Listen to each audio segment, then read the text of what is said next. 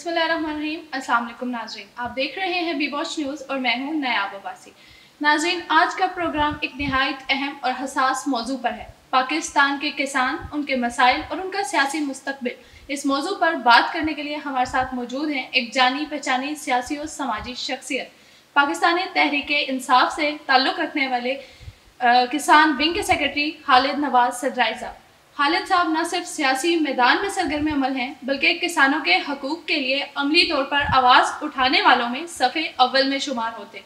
आज हम उनसे जानेंगे किसानों की मौजूदा सूरत हाल क्या है, सियासी क़यादत उनके लिए क्या कर रही है और आइंदा क्या करने का इरादा रखती है। तो अपने प्रोग्राम में वेलकम करते हैं खालिद साहब को। अस्सलाम वालेकुम खालिद साहब। जी वालेकुम अस्सलाम। आप थैंक यू सो मच जी, आपने अपने प्रोग्राम में हमें इनवाइट किया। Thank you so much sir, आपने अपने बिजी स्केड्यूल से टाइम निकाला। सर, आज हम बात करेंगे किसानों के ऊपर।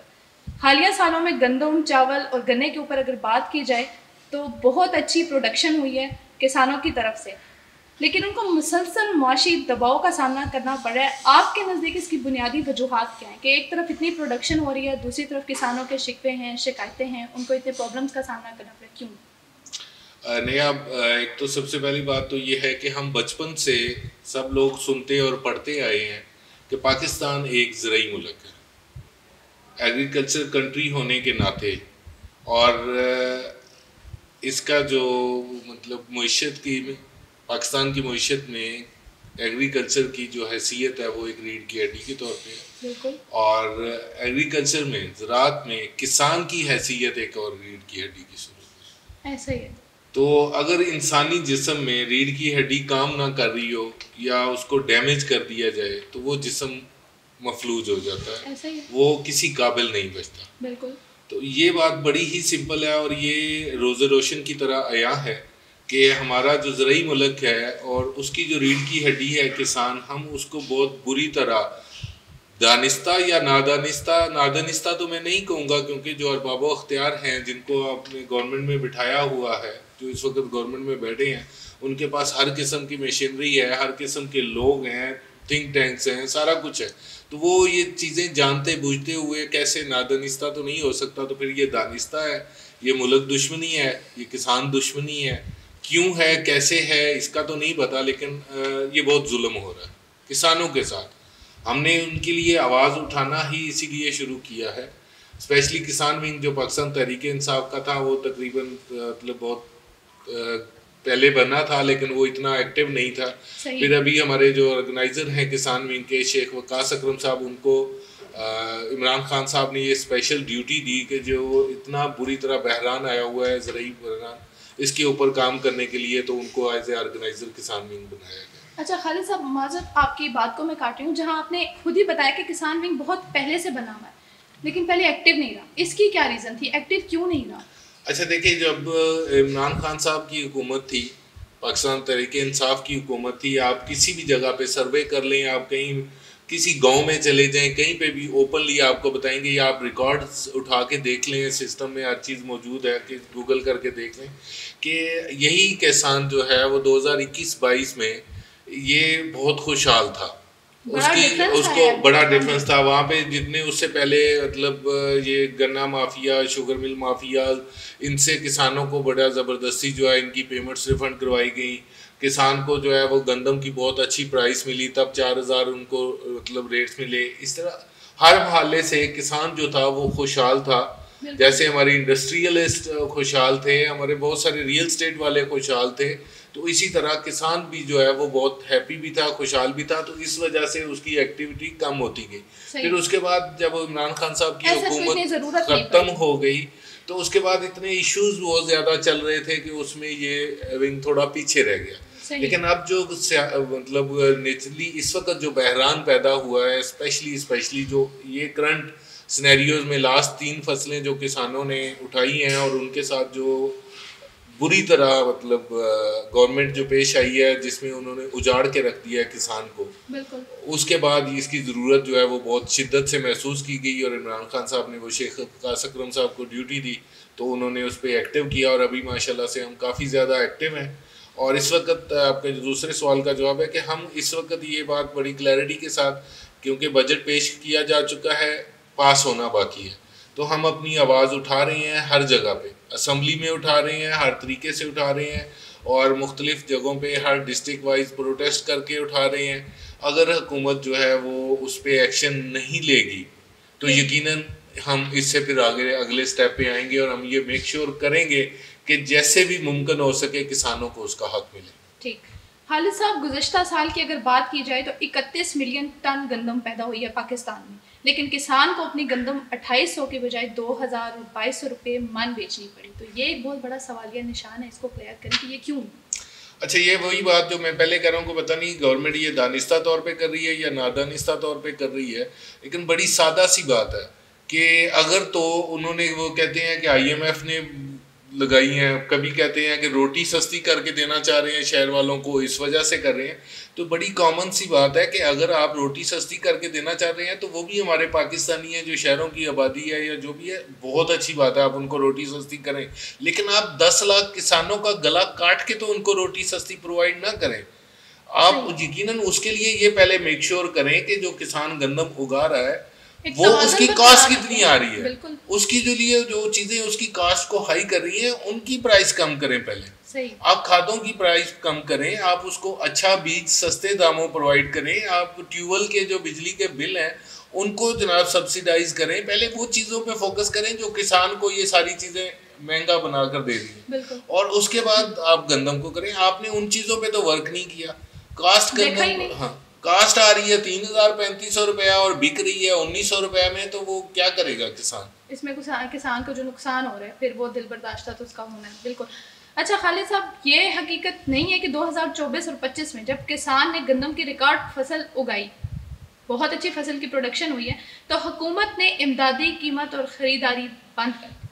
इसको आप क्या समझिए? किसान के साथ बहुत यही जुल्म है, ये किसान के साथ जुल्म है। किसान के साथ जुल्म जो है वो पाकिस्तान के साथ जुल्म है। बल्कि ये तो हमने तो इस बजट को और इस पॉलिसी को जो है खुदा दुश्मन पॉलिसी और खुदा दुश्मन बजट अनाउंस किया है, क्योंकि ये खुदा की मखलूक के साथ जुल्म है। हमारे मुकाबले जो हैं वो इंडिया के साथ हैं, हमारा दुश्मन भी है, हमारे बॉर्डर्स भी साथ हैं, हमारी मतलब ग्राउंड रियलिटीज़ भी बड़ी मिलती जुलती सी हैं। आप कंपैरिजन ही कर लें, आप उसको ही सिर्फ मतलब दिफाई अंदाज से ही उसको हराने की कोशिश ना करें, उसको इकनॉमिकली हालात से और उसको अपनी पब्लिक को वेलफेयर के हिसाब से भी उसके साथ मुकाबला करें। वहाँ पे किसानों के लिए जो सहूलियात हैं कम अज़ कम वही आप दे दें, उसको कम्पीट ना करें, कम अज़ कम उतनी दे दें। आप सिर्फ रोटी सस्ती करने चल पड़े हैं, लेकिन आप जो गंदम जिससे रोटी बनती है पहले उसको तो वैल्यू करें, बैकग्राउंड की तरफ जाएं, उसकी तरफ देखें प्रोडक्शन हो किस तरह से रही है।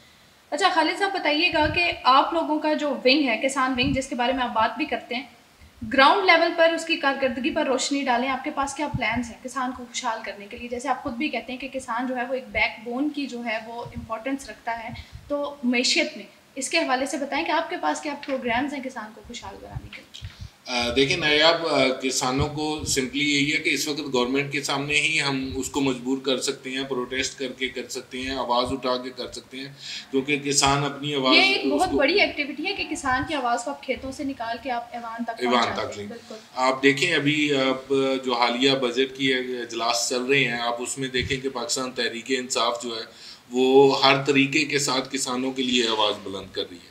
आपको प्रोग्राम्स देखें, हमारे एक्टिविटीज़ देखें, उसमें पहला स्टेप ये है कि हम ईवानों में उसके लिए आवाज़ बुलंद कर रहे हैं। दूसरा स्टेप हमने ये लिया है कि उसको डिस्ट्रिक्ट लेवल पे ऑर्गेनाइज किसानों के साथ करके हमने प्रोटेस्ट जो है वो रिकॉर्ड करवाए। अब अगर ये स्टेप इस पे का मतलब अमल दरामद नहीं होगा, गवर्नमेंट इसके बारे में कोई अच्छी पॉलिसी नहीं अपनाएगी, कोई फ्यूचर में हमारे किसानों के लिए अच्छी प्राइस, ठीक है ना, आपको प्राइस देनी भी चाहिए, आपको फसल से 1 साल पहले एडवांस में मतलब प्राइस हो, ताकि गंदम में काश्त करने से पहले किसान के पास अपने प्लान मौजूद हों, उसको पता हो कि मेरी गंदम जो है वो इतने रुपए मन बिकेगी, तो वो उसी हिसाब से अपने एक प्लान कर ले, अपना बजट बना ले। वो भी हम क्यों बजट बनाते हैं, गवर्नमेंट बजट बना रही है ना, तो इसी तरह से घर के बजट भी बनते हैं, कंपनी के बजट भी बनते हैं, तो किसान जो है वो भी अपना बजट उसने भी बनाना है, वो भी बिजनेस कर रहा है, वो भी काम कर रहा है, तो उसने भी एक बजट बनाना है, और वो सबसे मुश्किल काम कर रहा है और सबसे अच्छा काम कर रहा है।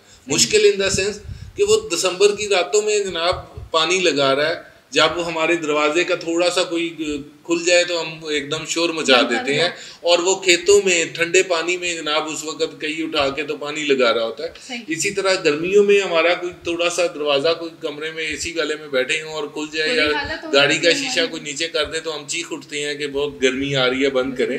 वो ऐसे गर्मी में जनाब वहाँ पे खेतों में थ्रेशर के आगे और वो काम कर रहा होता है, हल चला रहा होता है, तो वो इतना, और किसके लिए कि हम सबको रोटी मुयस्सर रहे, हम सबको सब्जियां मुयस्सर रहे, हम सब के लिए मवेशी मुयस्सर रहे, दूध मुयस्सर रहे, गोश्त मुयस्सर रहे। तो इन सारी चीज़ों के लिए जो इतनी मेहनत कर रहा है उसको हम कम से कम उसकी मेहनत का सिला तो दें, हम उसको अप्रिशिएट ना करें, एटलीस्ट उसके लिए कुछ तो करें। अच्छा खालिद साहब, जैसे हमने बात की इमदादी कीमत ख़त्म हुई, इसके बाद जो दरामदाद की भरमार हुई, स्टॉक्स का गलत इंतज़ाम, इससे निकलने का क्या रास्ता है? इसकी वजूहात तो आपने डिस्कस किया, बताएं कि इससे निकलने का रास्ता क्या? निकलने का रास्ता बड़ा सिंपल और सीधा सा है कि या तो गवर्नमेंट को देखें, हमें अगर जो पॉलिसियाँ अभी अपनाई जा रही हैं, अगर हम इस पे चेंजिंग नहीं लेके आएंगे और किसान को सिक्योर नहीं करेंगे तो उसका रिजल्ट जो है वो पहले नंबर पे क्या निकलेगा?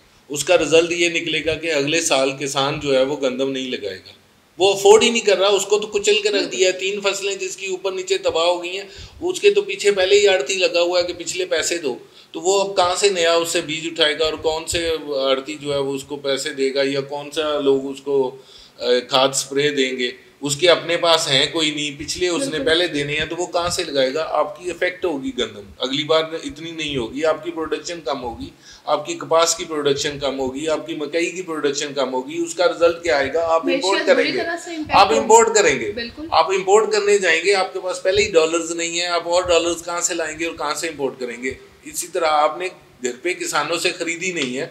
पिछली बार हमने देखा है कितने मतलब टन जो है वो मंगवाए गए हैं और उसमें दिहाड़ी लगाई गई है, तो ये तो सिंपल मसला है कि किसानों को नजरअंदाज किया गया, वहां से मंगवाई गई है, तो ये नाइंसाफी हुई है किसानों के साथ। आप ऐसा हमारी सारी पॉलिसियां एक से बढ़ के एक हैं। यही सीन देखें कि कपास जो गंदा यहाँ पे किसान उगा रहा है उसके ऊपर 18% टैक्स है, जो बाहर से इम्पोर्ट की जा रही है वो फ्री है। मतलब आप अपने किसान को तो जुर्माने सजा दे रहे हैं कि भाई क्यों वो कर रहे हो, और बाहर वालों से वो आप मतलब ब्राजील के किसानों के लिए ये गवर्नमेंट है या हमारे पाकिस्तानी किसानों की गवर्नमेंट है, ये सोचने की बात है। सही। खालिद साहब बताइएगा कि दीगर भी सियासी जमातें हैं, किसानों को क्या वो उनकी तरफ से भी, जिस तरह आप लोगों ने एक किसान विंग तैयार किया है, आप लोग उसमें काफ़ी एक्टिविटीज़ कर रहे हैं, एक्टिव भी हैं और किसान की आवाज़ को खेत से ऐवान तक पहुंचाने की कोशिश कर रहे हैं, तो दीगर सियासी जमातों ने कभी कोई इस तरह का कोई एक्शन लिया है या फिर वो सिर्फ उस वक्त किसानों को याद करते हैं कि जब वो इलेक्शन में होते हैं? देखें जी, इस वक्त मुल्क की जो है वो 3 बड़ी जमातें हैं, स्पेशली जमातें तो बहुत सारी हैं और भी हैं, लेकिन मेजरली जो है वो आप नून league, people's party, PTI, Pakistan Tehreek Insaf तो सफ़े अव्वल में है ही है।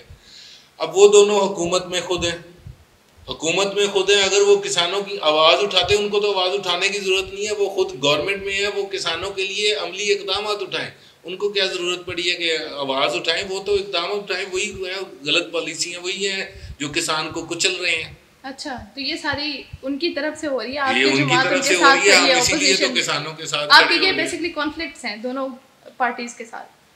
ऑफ कोर्स वो तो सारी दुनिया को पता है कि जो उनके साथ है, चोरों के साथ, मैंडेट चोरों के साथ, तो हमारा कोई लेना देना नहीं। अच्छा खालिद साहब, अगर कंपैरिजन किया जाए 2021-2022 के दौरे हुकूमत, जब PTI का दौर था, जब आप लोगों का दौर था, तो किसान को इमदादी कीमत मिली, बर वक्त ख़रीदारी भी हुई, तो तब किसान जो है वो महफूज था। आप समझते हैं कि ये जो लास्ट ईयर जो प्रोडक्शन हुई है, जो इतनी ज़्यादा ह्यूज प्रोडक्शन हुई है कि रिकॉर्ड बना है, तो आपको लगता है कि ये उसकी वजह से हुई है? किसान एक्सपेक्ट आप लोगों से जो है वो उम्मीद रख रहा था। यकीनन ऐसा ही है। देखिए पाकिस्तान है ना, हमारे जो किसान हैं वो थोड़ा मतलब जो गाँव देहात के लोग हैं, बहुत ज़्यादा पढ़े लिखे लोग नहीं हैं। वो सिंपली क्या होता है कि जब कोई एक फसल अच्छा उससे मतलब रिजल्ट मिलता है तो वो फिर सारे लोग उसी तरफ जाते हैं, उम्मीद बन जाती है ना कि भाई वो साथ वाले ने 12 एकड़ गंदम लगाई थी, उसने जनाब बेटी को ब्याह लिया है, उसकी इतनी इनकम हो गई है, उसने नया मकान बना लिया है, ये कर लिया है, उसने कोई मोटरसाइकिल खरीद लिया है, कोई ट्रैक्टर अपग्रेड कर लिया है, तो दूसरा साथ वाला भी यही सोचता है कि अगली बार मैं भी करूँगा। तो ऐसे ही होता है, जब एक बार एक चीज़ की अच्छी प्राइस मिलती है तो अगली बार सारे किसान उसी की तरफ जाते हैं। तो ये उसी की वजह ही है ये 21-22 की कीमतों की वजह ये है कि ये तो 3 साल तक प्रोडक्शन होगी है। अब जो इनकी पॉलिसियां जो पिछले साल इन्होंने किया और जो जुल्म इस साल किया है, इसका रिजल्ट आपको अगले साल मिल जाएगा। कि आप क्या समझते हैं कि ये जो इस दफा हुआ है, इसके बाद आने वाले वक्त में क्या हम ग़िज़ाई बहरान की तरफ जा सकते हैं? हम 100% ग़िज़ाई बहरान की तरफ जा रहे हैं और हम कंपेल कर रहे हैं ग़िज़ाई बहरान की तरफ जाने में। और हमारे लिए एक बार फिर ये अगर यही चाहते हैं कि आइंदा सालों में, अभी हम मुख्तलिफ और कामों के लिए IMF के पीछे पीछे फिर रहे हैं, उसके आगे घुटने टेक के बैठे हुए हैं, तो अगले साल हम अपनी ग़िज़ाई ज़रूरियात को पूरी करने के लिए भी IMF के आगे घुटने टेक के बैठे होंगे। तो ये हमें तबाह व बर्बाद करने का, इस पाकिस्तान को तबाह व बर्बाद करने का ठेका इन मैंडेट चोरों ने ले रखा है। तो हमें यकीनन अपने किसानों के साथ, अपने कंट्री के साथ, अपने पाकिस्तानियों के साथ खड़े होना है और इनकी गलत पॉलिसियों पे इनको रियलाइज़ कराना है, नहीं तो इनको ईवानों से उठा के बाहर फेंकना है। Thank you so much Khalid साहब, बहुत सारे क्वेश्चंस का बहुत क्लियरली आपने जवाब दिया, बहुत सारे अपने जो आपका विज़न था वो आपने आवाम के सामने पहुंचाया। आखिर एक किसान को अपनी ज़मीन से, अपनी मेहनत से और अपनी फसल से वफादारी का सिला कब मिलेगा, ये सवाल छोड़ते हैं हमारी आज की गवर्नमेंट पर। इस नोट के साथ नायाब अब्बासी को इजाज़त दीजिए, हमारे साथ रहिए, अपडेटेड रहिए। अल्लाह।